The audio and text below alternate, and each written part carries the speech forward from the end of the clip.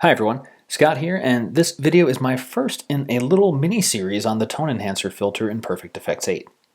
In many ways, the tone enhancer is the Swiss Army knife of filters, and on its own gives you a large degree of control over your photo's look and feel. In this video, I'll take you through all the sliders of the tone enhancer filter and explain how each slider affects the tones of your image. So let me add the tone enhancer filter. Now, by default, the tone enhancer applies the auto contrast preset, which equates to the auto button in the level section. I'll turn that off so we can walk through all the controls top to bottom and understand how each one's going to work. I think a good way to understand how the tone enhancer sliders operate is to understand their relationship to the histogram.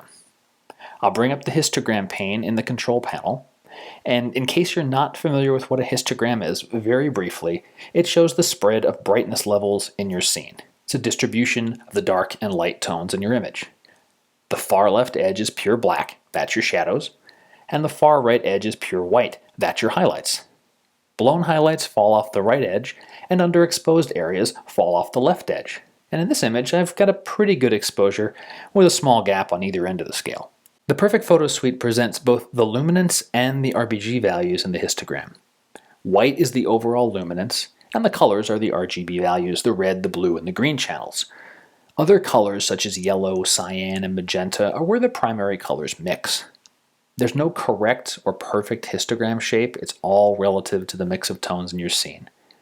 For a more in-depth understanding of a histogram, the web has ample articles on the subject, including the math behind it, and I'll leave that as an exercise to the viewer. With the technical aside finished, let's talk sliders. The tone enhancer filter has 4 sections: tone, level, details, and the channels. Let's start in tone. First up are the brightness and contrast sliders. Brightness does what you most likely think it does. Moving the slider to the right brightens the image. You can see the histogram lean, not shift, but lean to the right. And conversely, lowering the brightness darkens the photo and the histogram leans to the left, leans darker. Contrast controls the separation, the distance between shadows and highlights. An increase in the contrast makes the shadows darker and the highlights brighter. And notice as I increase the contrast slider, the middle of my histogram has dipped down some and the midtones are made darker and brighter. The opposite effect when I decrease the contrast, the midtones rise. Let me reset the filter now so we can look at the shadows and highlights and see how they behave differently than brightness and contrast.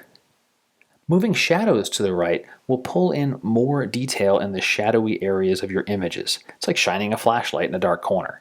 As I move farther to the right, you can see the slope on the left edge of the histogram tapers in more and more. The darkest shadows aren't as dark anymore. Highlights work similarly. As I move the slider to the right edge of the histogram tapers in. Also, the peaks of the histogram are pulled down quite noticeably as I move highlights out past 40 or so in this image. And the effect to the image is recovering more details in the brighter area of the scene. Now, none of these adjustments are changing the edges of the histogram. They don't change what's my blackest black and the whitest whites. So these sliders, I describe the histogram leaning in a direction, and it's not a shift. The last slider in the tone section is compression. The tooltip says to make the image appear like it did through your eyes. Well, that's code for dynamic range. Our eyes see a wider range of tones than our camera.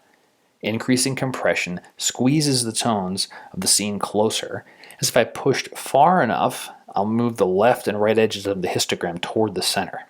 From a histogram perspective, it is similar to decreasing the contrast slider. However, compression doesn't alter the balance of the tones. The image stays very flat. Compression is useful if your scene has both blown highlights and lost shadows, clipping on either end. And Perfect Effects, you can show clipping with View, Show Clipping in the menus. Alright, that's tone. Now let's look at levels.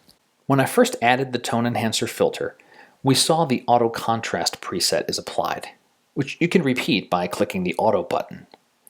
Auto does a great job, but let's understand what Auto is doing. I'll start with the white slider. White is effectively setting your white point. What highlight tone is considered pure white for your image? The slider starts with pure white at the left and gradually becomes gray as you move to the right. Looking at the histogram of this photo, there's a gap at the right edge.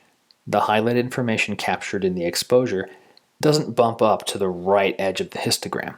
Now, by adjusting the white slider to the right half of the histogram shifts. We're telling the tone enhancer filter to use an off-white tone as the pure white reference. I can easily overdo this and start blowing out the image, but for good contrast, I want the brightest point in the image just at the right edge of the histogram. The black slider works in a similar fashion. It begins with pure black at the left and gradually becomes brighter to the right of the slider. Moving the slider to the right tells the tone enhancer to use a slightly less black tone as the pure black reference.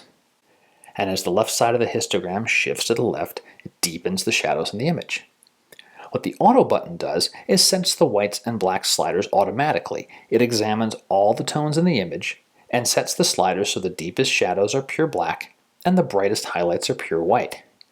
And the preset does a good job of this most of the time, but if it goes too far and blows out some highlights or there's too many dark shadows, now you know what auto contrast is doing and you can fine-tune it for your photo. Let's talk detail now.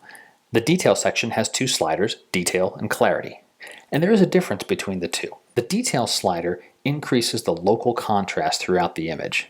Look at the pillar in the foreground here. As detail is boosted, all of that texture of the cement, the chips and the holes, all become more pronounced. The more detail is bumped up, the more texture is visible. And I'm taking this way too far into crunchy territory here to illustrate the effect.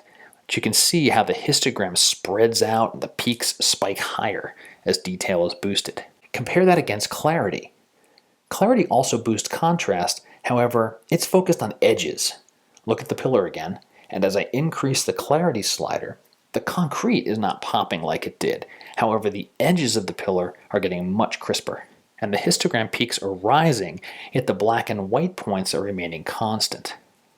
On this image, a good way to see the difference is to look at the graffiti in the concrete pillar. And as I increase clarity, there's very little change, because the graffiti is not on an edge. When I increase detail, the graffiti starts to pop. It's much more visible and has more punch. Now that you understand the sliders, many of the presets become demystified. We already saw the auto contrast preset adjust the levels. The clarity preset, wait for it, boosts the clarity, yeah. And it's a good preset if your image needs edge sharpening. A very popular preset, tonal contrast, is manipulating the detail slider.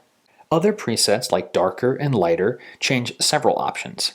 These use the auto setting for the levels and adjust the brightness slider to bias the photo darker or lighter respectively. Just with the tone, levels, and detail options, you have a wide breadth of control over the tones in your image. In the next video on the tone enhancer, I'll take you through the final filter option, the tone curve. Be back soon.